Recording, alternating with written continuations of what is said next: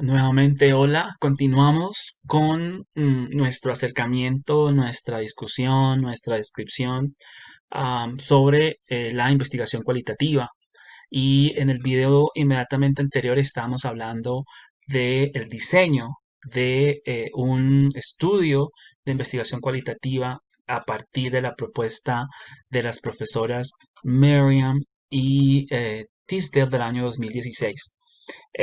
Obviamente habrán otros autores que hablen de otros pasos, pero estos son como los momentos más reconocidos en la teoría. Dijimos en el video anterior la necesidad de escoger un tema de investigación a partir de nuestro contexto, a partir de la teoría, a partir de el volvernos conscientes de asuntos sociales y políticos.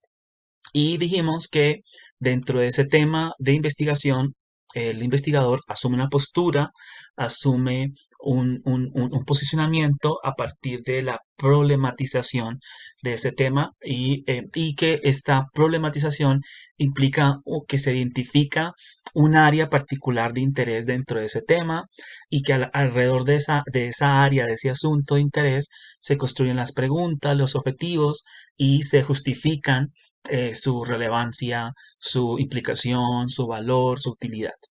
Que en un segundo momento habrá otro posicionamiento, otra postura, y es la que hace el investigador ya no al problematizar un problema de investigación o al crear un problema de investigación, al construirlo, sino al construir un marco teórico. Y esto le implicará elaborar una estructura de teorías, de conceptos que le ayudarán a navegar su comprensión del problema de investigación, la recogida de datos y su análisis.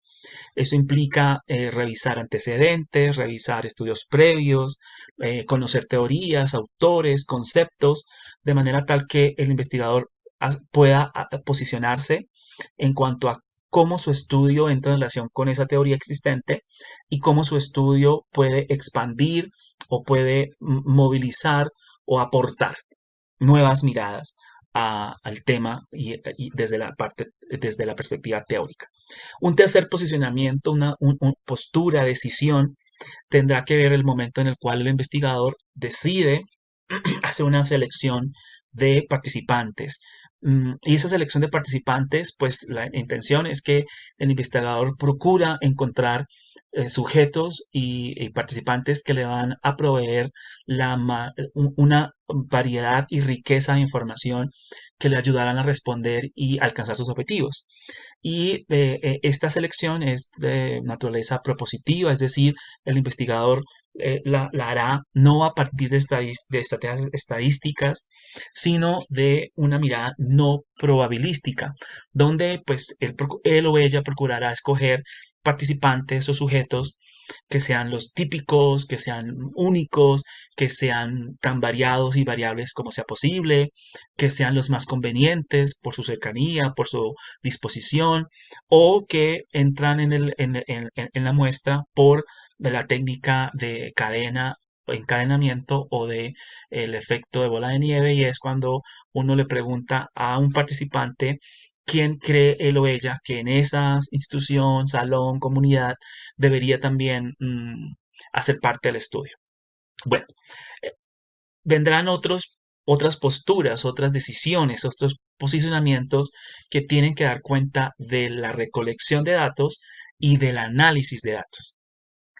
Recuerden que en investigación cualitativa los datos surgen del preguntar, surgen del observar, del mirar y surgen del revisar. O sea, van a ser las tres grandes acciones que nos permitirán recoger los datos. Preguntar, observar, mirar y revisar.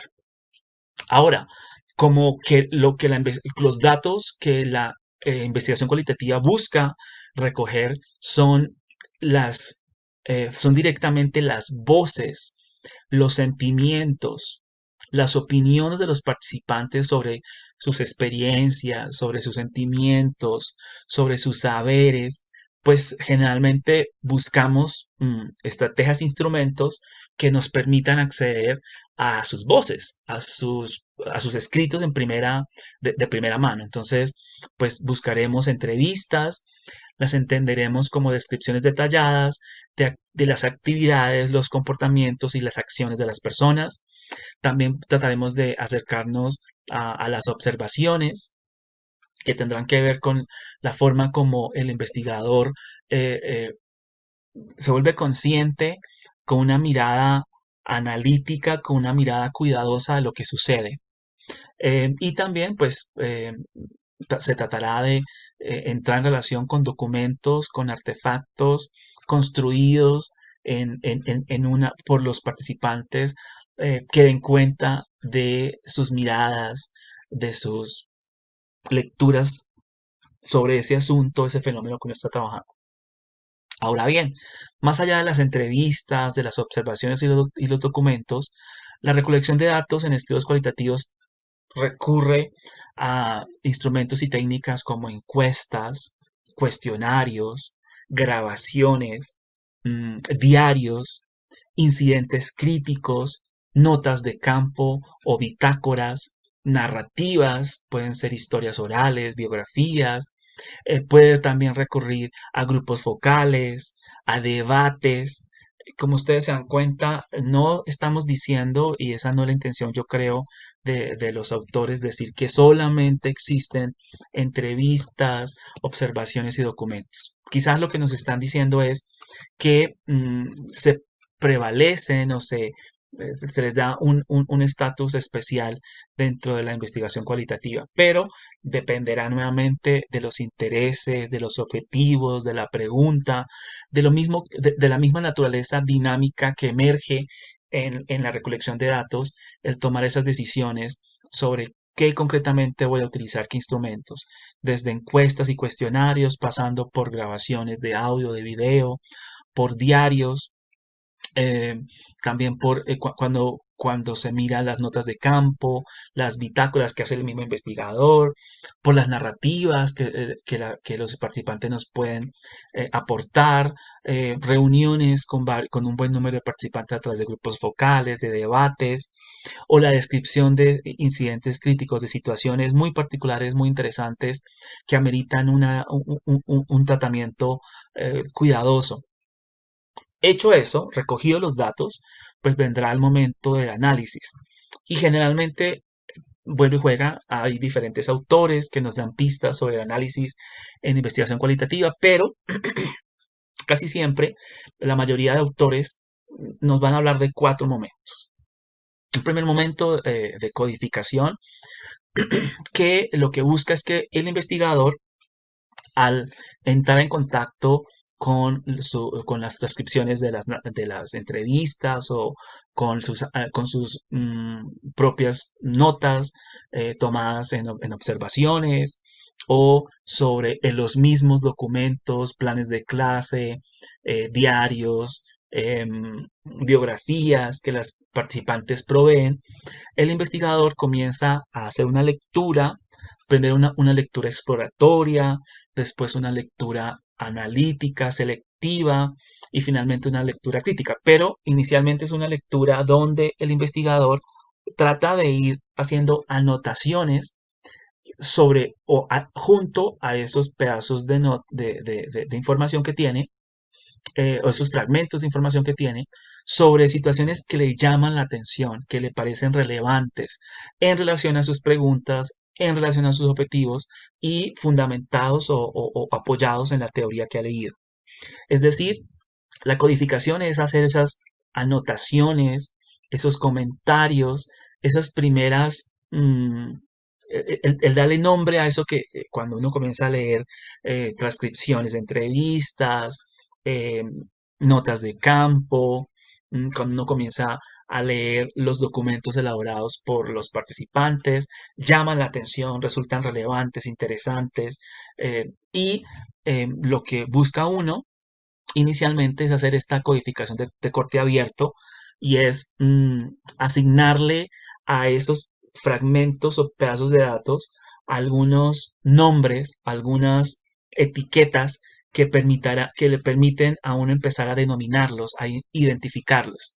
Y a continuación, pues uno tratará de hacer una codificación de corte axial o analítico, donde lo que tratará de hacer es agrupar o colapsar códigos que fueron identificados preliminarmente que van juntos. Es decir, que serían como una especie de segundos códigos, unos códigos mucho más robustos, mucho más macro, mucho más, más potentes. En concreto, acá simplemente estamos identificando, nombrando, etiquetando fragmentos y pedazos de la información. A este proceso de codificación abierta, axial, analítica, como lo estamos viendo, lo llamaremos a todos ellos codificación. En un segundo momento nos adentraremos a la categorización. Y la categorización ya no tiene que ver con el nombrar, con el identificar, con el etiquetar fragmentos o pedazos de los datos. Ya lo que busca en este segundo momento nivel es notar, percibir regularidades, patrones, temas.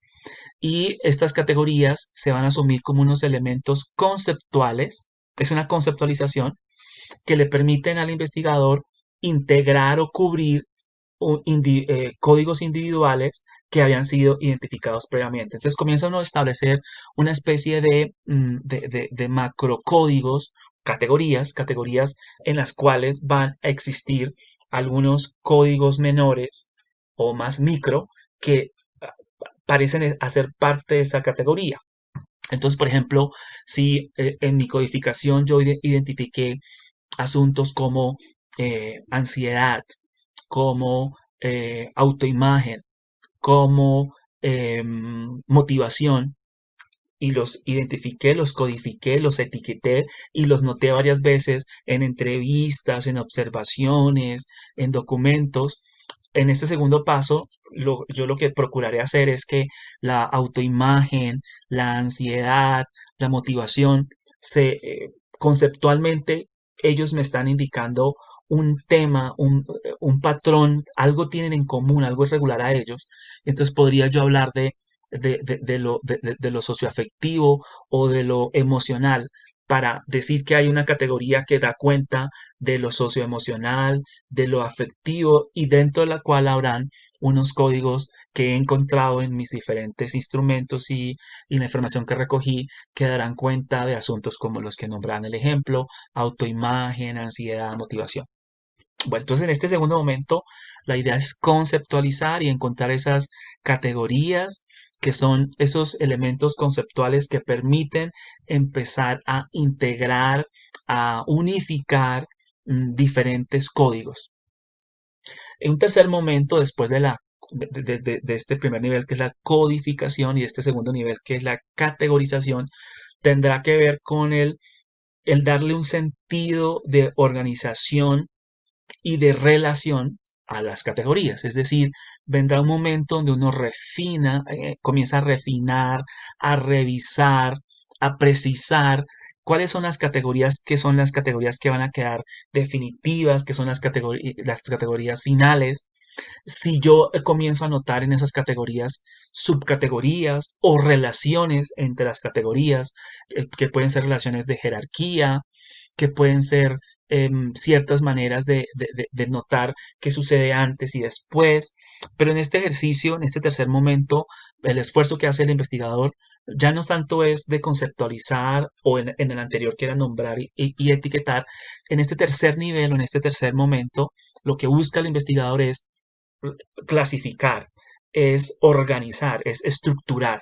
Estructurar primero las categorías definitivas y finales que van a quedar, eh, clasificar o organizar subcategorías y códigos que pertenecen a una subcategoría dentro de una categoría.